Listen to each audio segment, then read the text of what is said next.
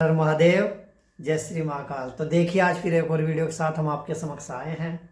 आज हम बात करेंगे एकादशी की, जो पुत्रदा एकादशी आने वाली है। पौष मास के शुक्ल पक्ष की जो एकादशी पड़ती है उसको पुत्रदा एकादशी कहते हैं। तो देखिए ये एकादशी बड़े ही महत्वपूर्ण है। वैसे तो एक साल में, एक वर्ष में 24 एकादशी आती हैं। सभी एकादशियाँ बहुत ज़्यादा महत्वपूर्ण हैं और सभी एकादशियाँ अलग अलग फल देने वाली हैं।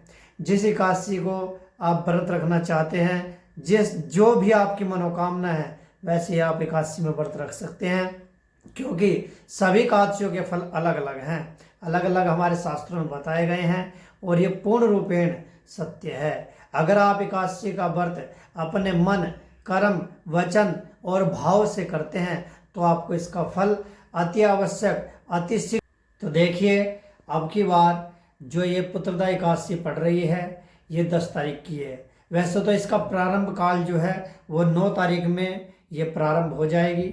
9 तारीख में इसका प्रारंभिक काल दोपहर में रहेगा। दोपहर में 12:25 से 12:25 से ये शुरू हो जाएगी और अगले दिन 10:22 तक इसका समाप्ति काल रहेगा। तो देखिए हमारे ज्योतिष शास्त्रों के अनुसार हम उदय तिथि मानते हैं और मनाते हैं। तो देखिए सनातन धर्म और हमारे ज्योतिष शास्त्र के अनुसार, पंचांग के अनुसार जो उदय तिथि है वो 10 तारीख में उदय हो रही है। एकादशी जो उदय तिथि पे वो 10 तारीख में है और इसीलिए इसका व्रत, पुत्रदा एकादशी का व्रत भी 10 तारीख में ही रखा जाएगा, क्योंकि 10 तारीख में 10:22 तक सुबह के ये एकादशी रहने वाली है। तो सभी सनातनियों से, सभी धर्म प्रेमियों से आग्रह है कि 10 तारीख में ही आप एकादशी का व्रत रखें। और देखिए ये जैसे कि पुत्रदा एकादशी है, अगर आपको संतान की प्राप्ति या पुत्र की प्राप्ति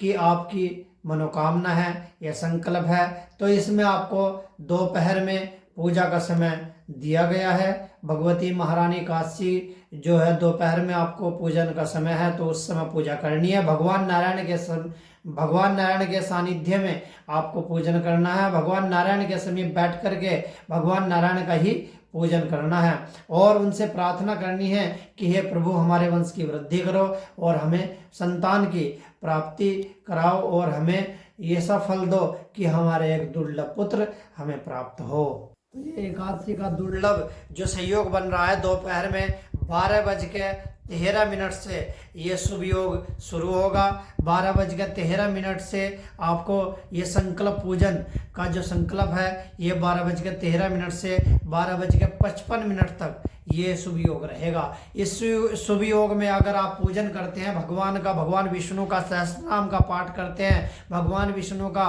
पंचोपचार से, षोडशोपचार से, जैसे भी जिसकी सामर्थ्य हो उसी प्रकार से अगर आप पूजन करते हैं तो देखिए आपकी मनोकामना जरूर पूर्ण होगी और शीघ्र पूर्ण होगी।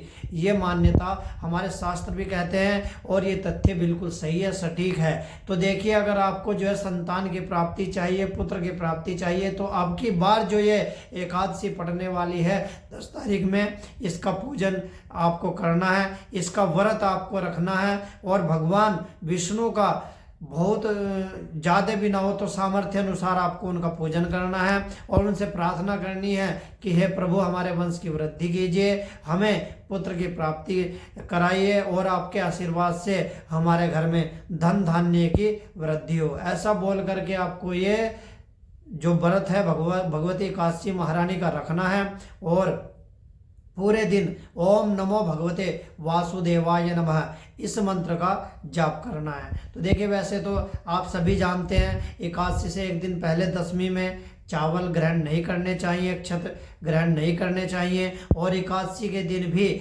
चावलों का निषेध है। चावल से, अक्षत से ना तो पूजा करनी चाहिए और ना उनको ग्रहण करना चाहिए। तो एक दिन पहले यानी दशमी में भी चावल त्याग करने चाहिए और एकादशी में चावल त्याग होता ही है।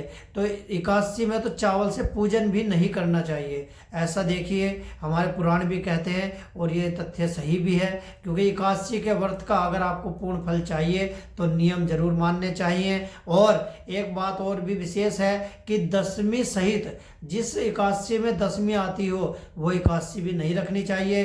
द्वादशी सहित यानी जिस एकादशी में द्वादशी आती हो वो व्रत जरूर रखना चाहिए। और ज़्यादातर अगर हो सके तो एकादशी का व्रत रखने के उपरांत जब उसका पारण करें तो चावल से ही अपना व्रत खोलें और चावल से ही भगवान विष्णु की पूजन करें, चावल से ही भोग लगाएं, खीर का भोग लगाएं, चावल का भोग लगाएं। तो ऐसे जो है भगवान देखिए, भगवान विष्णु, भगवान लड्डू गोपाल, जिस भी आप भगवान के स्वरूप की पूजा करते हैं वही भगवान आप पर अति प्रसन्न होंगे और आपको आपके वंश की वृद्धि होगी, आपको पुत्र प्राप्ति होगी, आपके घर में अन्न धन की भंडार भरेंगे। जय श्री महाकाल, जय शंकर।